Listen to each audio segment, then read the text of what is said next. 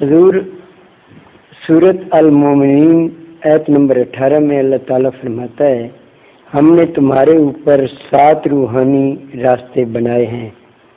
حضور یہ 7 روحانی راستے کون کون سے؟ اس کے بہت سے معنی ہیں۔ ایک یہ ہے کہ 7 راستے ہیں جنت میں داخل ہونے کے۔ اس کے معنی میں نے بتایا، بہت لمبی بحث ہے کہ 7 سے کیا مراد ہے۔ 7 سے مراد ایک نہ ختم ہونے والا عدد بھی ہے، اس لحاظ سے اس کے اور بہت سے معنی بن جاتے ہیں، لیکن حضرت مسیح موعود علیہ السلام نے 7 کی تشریح میں یہ بھی فرمایا ہے کہ جنت کے 7 دروازے ہوں گے۔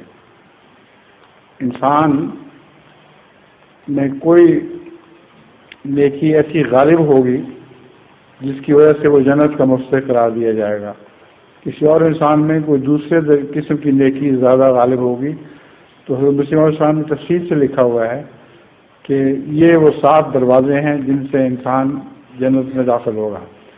لیکن ساتھ ہی ایک حدیث کا ذکر فرمایا ہے کہ رسول اللہ صلی اللہ علیہ وسلم نے فرمایا کہ ایک 8واں دروازہ بھی ہوگا۔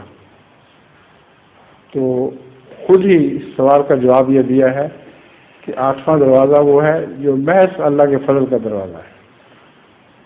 نیکیوں کو نہیں دیکھا جائے گا، بلکہ اللہ نے جس کو محض اپنے فضل سے بخشنا ہو اس کو وہ 8ویں دروازے سے داخل کرے گا۔ ظہور مہدی آخر زمان ہے،